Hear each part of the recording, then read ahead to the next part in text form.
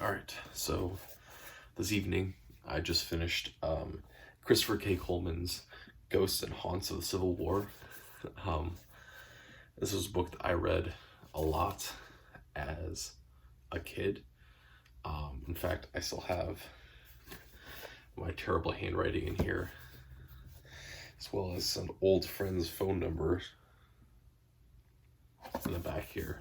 But yeah, I've been reading this book as kind of this collection of short stories, as an on and off book for the past couple weeks, I think. I can see why young me was very interested in this book and really liked it. Current me, however, is a 22-year-old. Did not enjoy the book very much.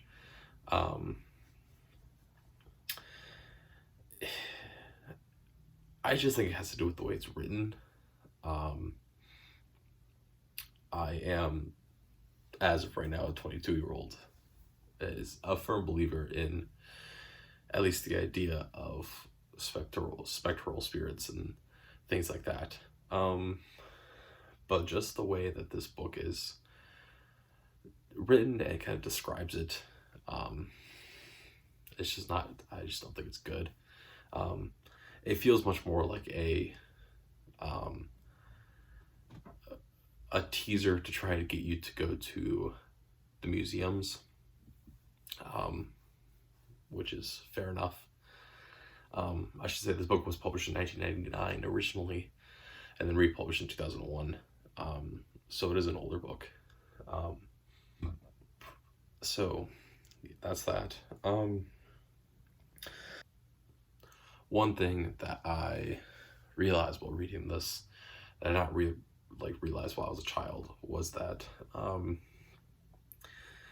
for whatever reason, and this could just be me thinking about it in a specific way, is that the book tends to give off pretty sympathetic vibes towards the Confederacy, which kind of turned me off on the book for huge chunks of it. But I decided to continue slogging through it to get to the end. I say that because originally I thought it was much more of a thing of like, if you've ever met World War II dads, or if you ever met like those sorts of people, is that sometimes they get so caught up in telling these stories of World War II or war or things like that, that they kind of forget that these were real people and these are real things, and that, you know, the people that you're talking to right now aren't necessarily super interested in just the learning of everything, that like we should just condemn these people. And I think that I was originally thinking that was happening here. And then towards the end of the book, it gets way more pronounced. And then they're talking about it of April 14th, which is the April 14th, 1865, which is the day that, I think 2 or 3 days, actually like 5 days after Lee surrenders the last major army of the Confederacy. They're having a meeting up in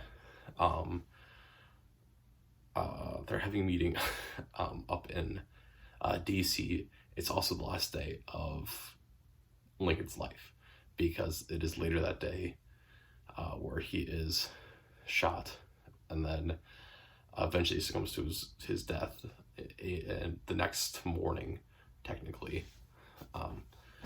But April 14th, 1865, and he starts off this section, because everything's broken up by like short stories of like each individual thing. He starts it off by going like, oh yeah, April 14th. Important for a couple reasons. It's Good Friday, which is weird to throw in there. And then he explains the whole thing of Good Friday of it being Jesus being put on the cross and things like that. And then he goes, and then he starts talking about Jefferson Davis, and it's like this weird thing of like when you're reading it, you go, did he just compare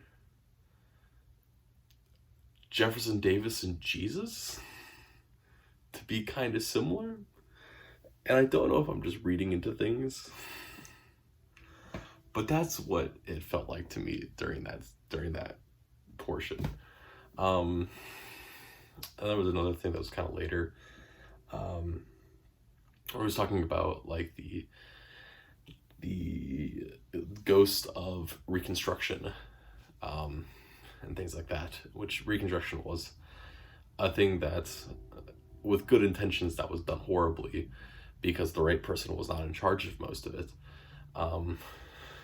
But he once again brings up this thing of like Jefferson Davis being kind of a martyr for the wrongdoings of Reconstruction. It's like you're talking about the wrong people, dog, because the wrongdoings of Reconstruction were not towards people who sympathized with the Confederacy.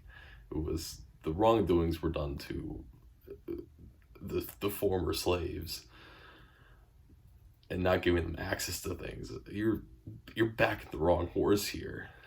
And I don't know if that was like, that's a thing that like was written because that the feeling of many people who had power in the South was that Jefferson Davis was a martyr during Reconstruction, or if that's like an internalized belief that this person has just read and knows and things like that. But yeah.